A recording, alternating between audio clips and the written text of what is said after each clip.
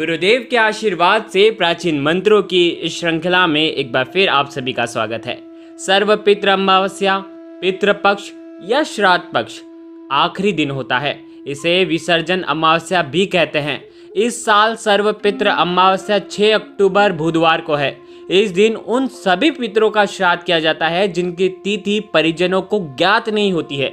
अश्विन मास में पड़ने वाली सर्वपितृ अमावस्या के दिन इस साल विशेष संयोग भी बन रहा है और इस विशेष संयोग पर हमें कुछ उपाय करना है। देखिए, ये जो वीडियो होने वाला है बहुत ही लाभकारी होने वाला है, लाभकारी सिद्ध होगा क्योंकि आज के इस वीडियो में हमें पितृदेव का आशीर्वाद मिलेगा। इस साल सर्वपितृ अमावस्या पर गज छाया योग बन रहा है। इससे पहले यह योग 11 साल पहले 2010 में बना था। गज छाया योग को बेहद शुभ माना जाता है। 6 अक्टूबर को सूर्योदय से सूर्य और चंद्रमा शाम 4:34 तक हस्त नक्षत्र में होंगे। इस स्थिति के कारण गज छाया योग बनता है। धार्मिक मान्यता के अनुसार गज छाया योग में श्राद्ध या तर्पण करने से पितृ प्रसन्न होते हैं। कहते हैं कि इस योग में श्राद्ध और दान करने से पितृ जो है वो 12 साल के लिए शांत हो जाते हैं। अब ये योग 8 साल बाद 2029 में वापस बनेगा, लेकिन हमें ये मौका अभी गंवाना नहीं है। सर्वपितृ अमावस्या के दिन गज छाया योग जो बन रहा है, देखिए गज छाया योग में आप क्या कर सकते हैं। जरूरतमंद व्यक्ति को, गरीबों को दान करना चाहिए। अन्न वस्त्र का दान करना चाहिए। जीवन में जो भी कष्ट आ रहे हैं वो इनसे दूर हो जाएंगे और साथ ही साथ कुछ उपाय करने चाहिए। इस योग के अंदर अश्विन मास की अमावस्या पितृपक्ष का आखिरी दिन होता है। इस अमावस्या को पितृपक्ष अमावस्या या सर्वपितृ अमावस्या के नाम से भी जाना जाता है। शास्त्रों में इस अमावस्या का सबसे अधिक महत्व बताया गया है क्योंकि ये अमावस्या पितरों को खुश करने वाली होती है। देखिए, ये खास दिन क्यों होता है, क्योंकि इस दिन पितृपक्ष में पितरों का ये जो आखिरी दिन होता है तो वो अपने पितृ जो हैं वो पृथ्वी लोक से वापस पितृलोक में वापस चले जाते हैं। तो इसीलिए यह अमावस्या पितरों को समर्पित होती है। जो भी उपाय करेंगे हम पितरों के निमित्त करेंगे, पितरों को खुश करने के लिए करेंगे। ब्रह्म वैवर्त पुराण के अनुसार सभी मनुष्यों को अपने भूले जो जितने भी पितृ हैं उनका श्राद्ध, तर्पण और पिंड दान सर्वपितृ अमावस्या पर अवश्य ही करना चाहिए। ऐसा करने से मनुष्य की सारी अभिलाषाएं पूर्ण हो जाती है।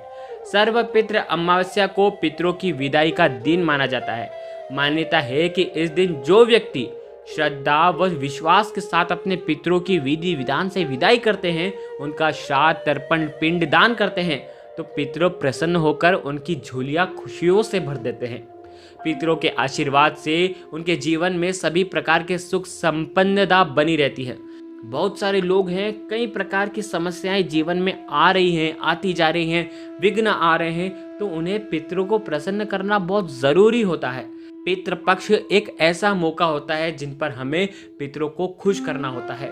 तो इस बार सर्वपितृ अमावस्या 6 अक्टूबर दिन बुधवार को है। सर्वपितृ अमावस्या पर पितरों को प्रसन्न करने के लिए साथ साथ भगवान विष्णु और माता लक्ष्मी का भी पूजन अवश्य करना चाहिए, क्योंकि शास्त्रों में क्या बताया गया है कि भगवान विष्णु और माता लक्ष्मी जो हैं वो पितृ ही कहलाते हैं। आज के इस वीडियो में हम आपको इस अमावस्या पर करने वाले कुछ अति आसान और असरकारक उपाय बताने जा रहे हैं। इन उपायों को सही प्रकार से करने के लिए आप हमारे इस वीडियो को अंत तक जरूर देखिएगा। अगर आपके बनते हुए कार्य बिगड़ जाते हैं, आपको किसी भी क्षेत्र में सफलता मिल ही नहीं रही है, आप पितृ दोष से पीड़ित हैं या शनि देव से संबंधित कोई दोष है, तो अमावस्या पर आप क्या करेंगे? कुछ आसान से उपाय आप करेंगे। देखिए, इस वीडियो के अंदर हम आपको 3 उपाय बताएंगे। तीनों ही लाभकारी उपाय हैं। तीनों को बहुत ध्यान से सुनिएगा और इन तीनों में से कोई भी एक उपाय आपको करना है या आप तीनों उपाय भी कर सकते हैं। देखिए, सबसे पहला उपाय ये है कि आपको एक जल का लोटा लेना है। उसके अंदर आपको दूध मिलाना है, कच्चा दूध मिलाना है, उसमें थोड़ी सी शक्कर या गुड़ मिलाना है। उसके बाद उसके अंदर क्या मिलाएंगे? थोड़े से काले तिल आपको डालना है। अगर गंगा जल है तो गंगा जल भी आप उसमें डाल सकते हैं। अब आपको ये जो जल का पात्र है ये पीपल के वृक्ष के वहाँ पर आपको अर्पण करना है। ओम नमो भगवते वासुदेवाय का 11 बार जाप करना है। ओम पितृ देवताय नमः इस मंत्र का 11 बार जाप करना है और उसके बाद जल अर्पण करना है। उसके बाद आपको क्या करना है? 7 परिक्रमा पीपल के वृक्ष की आपको करना है। शाम के समय, संध्या काल के समय जिस पीपल के वृक्ष में आपने जल अर्पण करा था उसी पीपल के वृक्ष के वहाँ पर आपको संध्या काल में तिल के तेल का दीपक या सरसों के तेल का दीपक आपको वहाँ पर लगाना है। कुछ तिल के दाने आपको उसके अंदर डाल देना है और माता लक्ष्मी, भगवान विष्णु को प्रणाम करना है और पितृदेव को प्रणाम करना है और उनसे आशीर्वाद मांगना है, क्योंकि पितृपक्ष का आखिरी दिन है। देखिए, ये उपाय बहुत ही सरल है और यह आप कर सकते हैं। जीवन में हर क्षेत्र में सफलता मिलने लग जाएगी, पितृ प्रसन्न हो जाएंगे, तृप्त होते हैं और पितरों के आशीर्वाद से बिगड़े काम बनने लगते हैं। शनि संबंधित जो भी दोष है उनसे भी आपको राहत मिलती है। अब दूसरा उपाय क्या है? देखिए, दूसरा उपाय बहुत ही आसान उपाय है और बहुत ही असरकारक और चमत्कारिक उपाय है। ये उपाय तो आपको छोड़ना ही नहीं चाहिए। ये उपाय तो आपको पितृपक्ष की अमावस्या के दिन करना ही चाहिए। मिट्टी का आपको एक दीपक लेना है, कपूर जो होता है, कपूर उसके अंदर डालना है। इतना कपूर डालें कि आपको वो जो दिया है ना, आपके पूरे घर के हर एक कोने में आपको घुमाना है, तो उतना ही आप कपूर डालें। उसके बाद आपको 2 लौंग उसके अंदर आप डाल दें। पताशे जो रहते हैं वो आपको एक पताशा बिल्कुल तोड़ करके, चूर करके उसके अंदर डाल देना है। अब आपको आपके हाथ में रखना है, उठाना है, या तो आप थाली रख दें नीचे क्योंकि गर्म हो जाएगा। उसके बाद आपको जलाना है। जलाना कहाँ से शुरू करना है आपको? आपके घर के नैऋत्य कोण से। नैऋत्य कोण कहाँ पे होता है घर में? साउथ वेस्ट का जो कॉर्नर है नैऋत्य कोण, वहाँ से आपको जलाना शुरू करना है। और जैसे ही जलेगी वो, जैसे प्रज्वलित होगी आपके घर में, आप पूरे घर में आपको ये घुमाना है और आपको मन ही मन में बोलना है कि पितृदेव हम पर कृपा करो, आपकी कृपा से ही हमारा जीवन धन्य बनेगा। ऐसे मन में शुभ भाव से आपको पितृदेव को आपका आशीर्वाद बनेगा तो ही हमारे जीवन में सफलता आएगी। आपको ऐसे कुछ ऐसे शब्द बोलने हैं और आपको ये जो जोत है ये पूरे घर में आपको घुमा देनी है और आखिरी में अंत में नैऋत्य कोण में आपको ये रख देना है। आप वहाँ पर जैसे रखेंगे, आपका जो मुख है वो आप कहाँ पर करेंगे? दक्षिण दिशा की तरफ। दक्षिण दिशा पितरों की दिशा मानी जाती है। वहाँ पर आपको ओम पितृ देवताय नमः इसका 108 बार आपको जाप करना है। ये उपाय कब करेंगे? संध्या काल में, सूर्यास्त के बाद, कभी भी कर सकते हैं। बहुत अच्छा और असरकारक उपाय है। तीसरा उपाय में क्या करना है आपको? घर के ईशान कोण में आपको झाड़ू रखना है। नई नवेली झाड़ू अगर आप लेकर के आ जाए तो बहुत अच्छी बात है, नहीं तो पुरानी ऐसी झाड़ू ले जिसका आप इस्तेमाल करेंगे। ठीक है, ऐसे टूटी फूटी झाड़ू नहीं लेनी है, जिसका इस्तेमाल करेंगे आप अगली बार भी उसी झाड़ू को आपको रखना है। आपको ईशान कोण में रखना है। उसके नीचे, झाड़ू के नीचे अगर हो सके तो लाल कपड़ा या कोई सा भी शुद्ध कपड़ा आपको बिछाना है।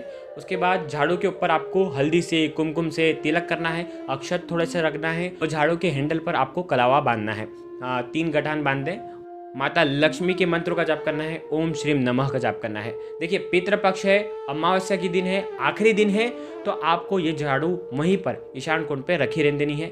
एक घी का दीपक प्रज्वलित करें, माता रानी के मंत्रों का जाप करें, ओम नमो भगवते वासुदेवाय का जाप करें, ओम पितृ देवताय नमः का जाप करें और पितरों की आत्मा को शांति मिले ऐसी भगवान विष्णु से आपको प्रार्थना करनी है।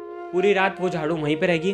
झाड़ू के ऊपर कुछ ना कुछ आपको ढक देना चाहिए। अगले दिन आपको सुबह उठ करके, जैसे पितृपक्ष की अमावस्या तो समाप्त हो जाएगी, अगले दिन सुबह उठ करके सबसे पहले माता लक्ष्मी को प्रणाम करें। फिर आपको आपके घर के रसोई घर का सबसे पहले सर्वप्रथम आपको वहाँ पर झाड़ू निकालना है। फिर उसके बाद पूरे घर का आपको झाड़ू निकालना है। देखिए, ये उपाय से क्या होगा कि आपके जीवन से दुख दारिद्रता दूर हो जाएंगे। जैसे ही झाड़ू निकलती जाएगी वैसे ही आपके घर से दुख दारिद्रता भी जीवन से साफ होती जाएगी और आपके घर में सुख समृद्धि का वास होगा। बड़ा ही आसान और अचूक उपाय है। तीनों उपाय बहुत अच्छे हैं। तीनों में से कोई सा भी एक कर सकते हैं या तीनों कर सकते हैं। मैं तो कहता हूँ ये जो पताशे वाला जो उपाय है ये तो आपको करना ही करना चाहिए। गुरुदेव के आशीर्वाद से प्राचीन मंत्र, यंत्र और उपाय आपको प्रभावना के रूप में दिए जा रहे हैं। आपके अपने इस चैनल को लाइक करें, शेयर करें, सब्सक्राइब करें और बेल आइकन को जरूर प्रेस करें। जय माता रानी, जय गुरुदेव, प्रणाम।